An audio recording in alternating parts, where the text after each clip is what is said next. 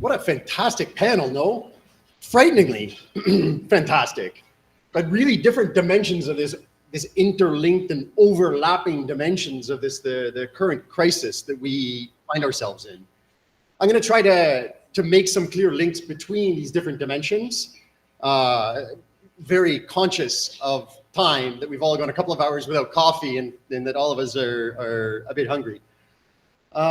Meu nome é Ewan Gibb, eu sou escocês, canadense e brasileiro. Por isso, eu vou trocando entre os nossos 3 idiomas que a gente está usando hoje. Ah, mas faz parte. A gente tem interpretação pessoas físicas remotamente. Então, eu vou alertando a nossa equipe de intérpretes quando eu vou mudar de idioma. Eu sou... Devagar, absolutamente, de acordo. Eu sou o secretário regional de uma organização chamada Internacional de Serviços Públicos. É como se fosse um sindicato global. Este ano comemoramos 115 anos desde nossa fundação. E quem a gente representa? Os sindicatos que representam trabalhadores de base, quem promove serviços públicos, quem trabalha com saúde e cuidados, energia, água, saneamento, tudo isso. Os sindicatos desses trabalhadores se afiliam diretamente à minha organização, o Internacional de Serviços Públicos. Hoje, contamos com um pouco mais do que 700 afiliados globalmente. A nossa sede fica em Genebra. A gente tem afiliados em 154 países, representando mais ou menos 30 milhões de trabalhadores e trabalhadoras ao redor do mundo. Nosso escritório regional para Interamérica fica no Centro Histórico de São Paulo. Interamérica, para nós, significa desde Canadá até o fundo do Chile e Argentina. Essa região toda é Interamérica para nós. Olha, vimos tantas mudanças, né, nesses 115 anos, desde 1907, quando a organização foi fundada. Mas realmente não sei, lendo a história, conversando com os companheiros mais velhos do que eu, se tivéssemos outro momento histórico com tanta crise múltipla e sobreposta, que ameaça realmente nossa própria existência na planeta Terra. Olha, nosso querido Pepe Mujica, não sei quantos companheiros não estão dessa região. Se vocês não conhecem o nosso Pepe, por favor, procurem depois quem era Pepe Mujica. É como se fosse o Nelson Mandela para nós aqui na América Latina. E ele dizia que quando eu era jovem, acreditávamos que nós da esquerda lutávamos pelo poder. Agora, acredito que a luta é pela civilização. Mudou o parâmetro para ele no final de vida, nos últimos anos de vida. Ele repetia isso algumas vezes, mudando para inglês. Look, throughout history, we've caused many disasters without knowing the consequences. The difference now is that we're causing a systemic disaster fully aware that we're destroying the exact conditions that allow the survival of our species on this planet. We need to come to terms with this, with the fact that we're making decisions that will determine whether the species survives or not. I've got a colleague who's been working climate in PSI for decades, and he says to me privately, never publicly, Ewan, there's days that I'm working on this file that I say we should stop everything else we're doing. This is the absolute priority. We need to focus all of our energy and all of our contacts, everything we do, need to focus only on this. I want to be clear about the link, as we understand it inside PSI, about taxes, specifically, which this event is about, the link between taxes and climate. Look, tax for us isn't about fairness. We don't go out saying, we want a fair, like those rich guys don't pay enough taxes and the systems are disproportional and it weighs too heavily on consumers, on poorer people. We talk in the language of tax justice, but it's not about just tax fairness. It's not a logic or an argument about fairness that we're making when we enter into this space. It's really about the capture and the democratic or not control of our surplus value. That's what we're talking about when we talk about taxes. That's what taxes are for us, fundamentally. Second, our tax work is not about increasing taxes to fund public services. We represent public service workers, of course, but it's not a parochial kind of selfish, closed-in, protectionist argument about, oh, we need more taxes so we can keep our group employed. That's not the point for us. It's a much broader and a much deeper analysis of what taxes are and what they mean in our society. All of our work in this area is deeply intersectional. None of the work is possible in isolation. Affiliated unions in our organization that represent all this big diversity of who works with public services, everybody's talking about climate. Everybody. There's no sector that escapes from this debate. And so for us, this is profoundly intersectional. We have like the tax workers themselves coming to us. We have the health workers coming to us, the energy, the water workers, the sanitation workers. We have all this wide diversity of workers all saying to us, how do we talk about climate? What's our approach to climate? And so for us as a global organization, it's fundamentally intersectional. Of course, the base from which we start is the analysis that the current approach to the climate emergency is absolutely insane. It makes absolutely no sense to us when we step back and we analyze it, tax, climate together. But of course we live in a context, we analyze, we organize. To quote Marx, we make history, but not under conditions of our choosing. This is where we find ourselves. We didn't make this, we didn't decide this. It's clear that capital only produces what is profitable for capital, not what is less profitable, even if it's absolutely essential, even if it's absolutely necessary. That's why we find ourselves in this absurd moment of a massive overproduction of SUVs, of private jets, of mansions, of fast fashion, of weapons, of technology that's done after a couple of years and we have to throw it out and buy it again. It's insane. And we have chronic shortages simultaneously of absolutely necessary goods like public transit, nutritious food, affordable housing, education, healthcare, clean water and sanitation, necessities that should absolutely, in our vision, be universally accessible. These are the elements that are essential for our own survival. Clean renewable energy is one of these essential goods that is chronically in shortage. Every day, this is even more urgent and clear to all of us. Cambiando para español un poco. Mira, en la ESPE entendemos que la energía es un servicio público esencial, un derecho humano y que el Estado es responsable de garantizar este derecho. Luchamos para que la energía se mantenga 100% en las manos públicas. Luchamos para que la energía vuelva a estar bajo control público cuando se privatiza. Tenemos 3 acuerdos marco globales con empresas internacionales en el sector privado, sector de energía. ¿Por qué? Organizamos, representamos, es un servicio público esencial, energía. Es sector privado. ¿Cómo así? Internacional de Servicios Públicos. Hace sentido para nosotros intervenir en este espacio. Creamos una mesa global de negociación con esas 3 empresas que eran estatales, privatizadas. Enel en Italia, EDF, Engie en Francia. Negociamos directamente a nivel global y regional con esas empresas, representamos a esos trabajadores y trabajadoras. Y en términos muy concretos, negociamos con ellos sobre lo que significa implementar una transición justa. Es un espacio muy interesante, valorando lucro, valorando ingresos siempre, pero nosotros llegando, nuestros afiliados llegando con esa visión más amplia sobre lo que significa emergencia climática. Simultáneamente luchamos para traer de vuelta la generación y distribución de energía sob control público y democrático. Obvio, representamos trabajadores en el sector público, en el sector privado, pero queremos traer de vuelta sob control público. Entendemos que nuestra salida es pública y democrática. Remunicipalizar de donde haga falta, planificar con nuevos mecanismos del Estado, fortalecer el agua, energía, residuos como sectores clave de descarbonización y poner el cuidado con enfoque feminista en el centro de la creación de empleo de calidad. Es el trabajo global, una campaña global para cuidados en la ESPE. Back to English. Capital is not making the necessary investments in green, sustainable energy. That's clear. From the first panel, it's clear to all of us. That's why we're in this room. Despite being cheaper than fossil fuels. But it's less profitable, is the point. 3 to 4 times less profitable. So even as the world's burning around us, we're hostages to this reality and we're not in control of it. Capital is making decisions on investments in destructive and unnecessary things instead of what is so obviously and urgently needed in both social and ecological terms. We have the capacity to make other choices.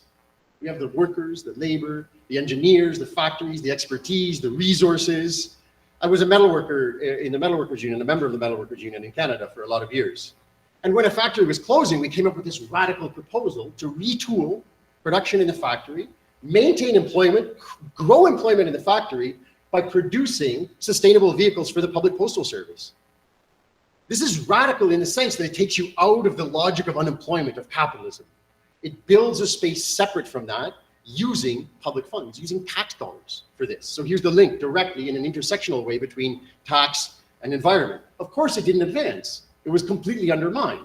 As long as capital holds the state, it will be undermined at every turn. We'll have these symbolic, nice rhetoric commitments, but to actually put into practice these concrete proposals, we confront other barriers. But we don't control all of these capacities, right? This is the reality. Despite having that capacity, we don't actually control it. Capitalism is fundamentally undemocratic. That was obvious to me as a young trade unionist, 18 years old, that you checked your democratic rights at the door when you walked into the factory. It was obvious to me.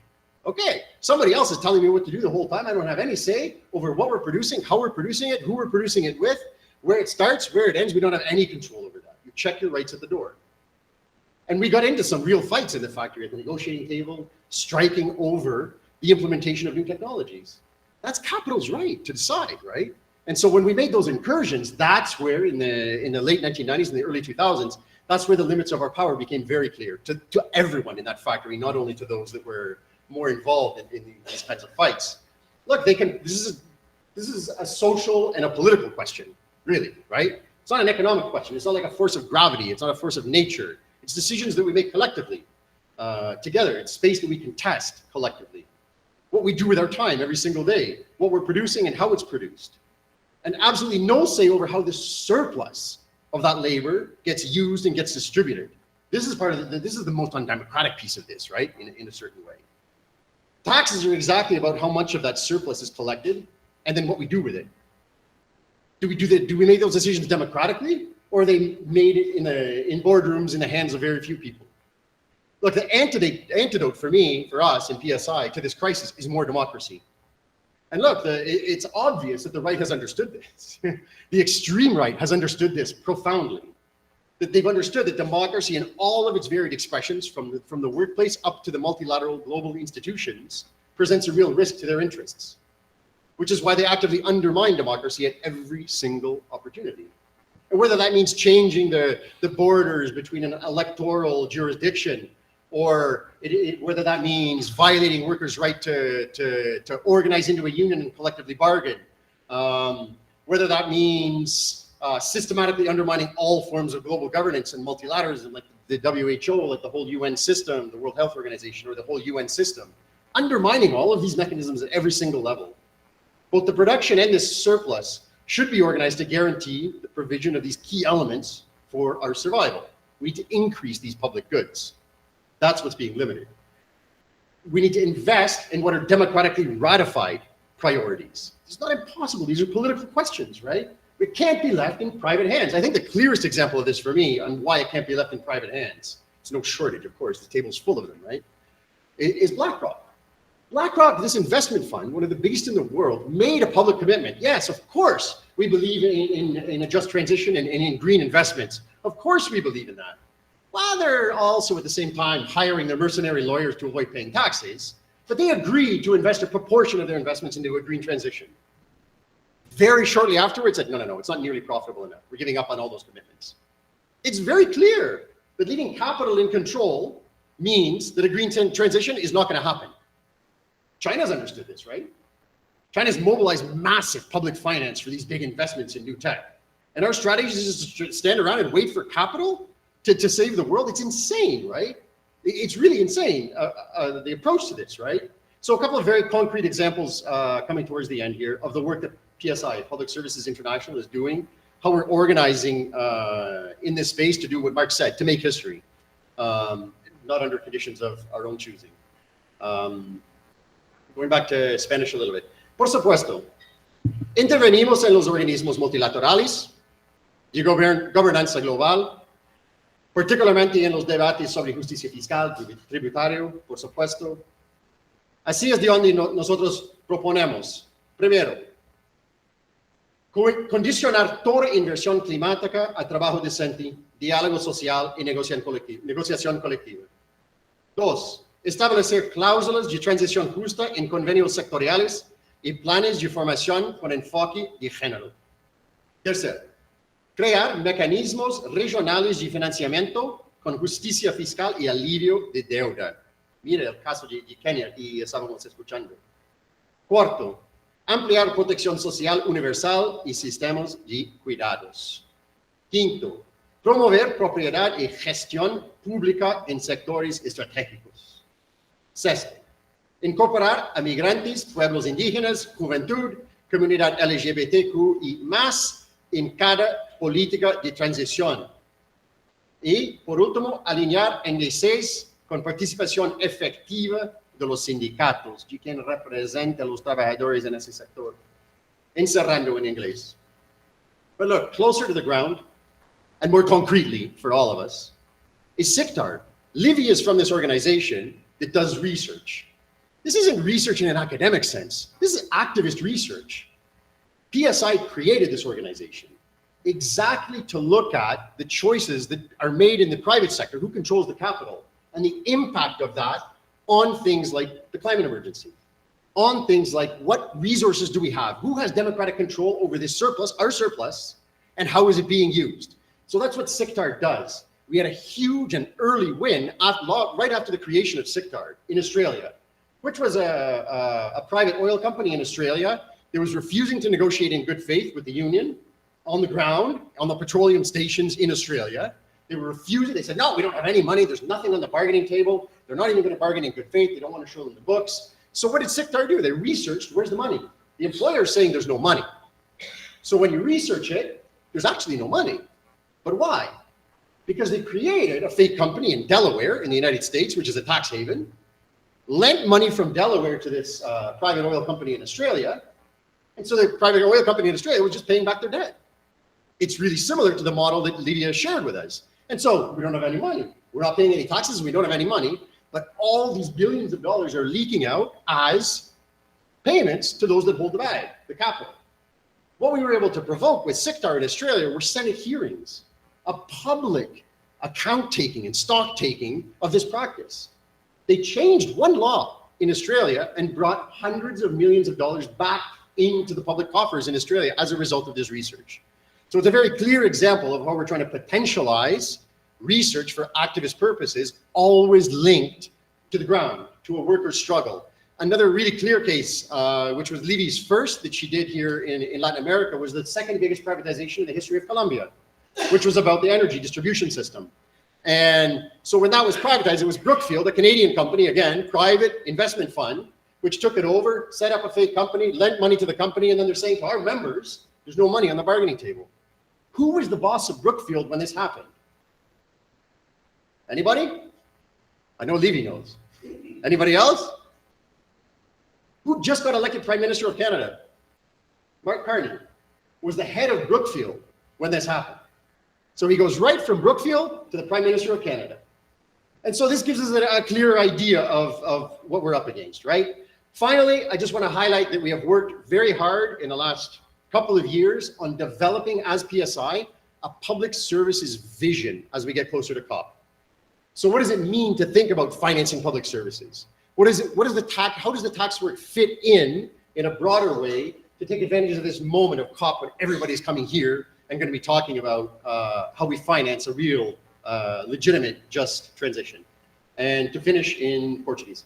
Companheiros, companheiras, a negociação coletiva verde, diálogo social, investimento em serviços públicos são os elementos chaves que potencializam e transformam promessas e discursos bonitos em direitos.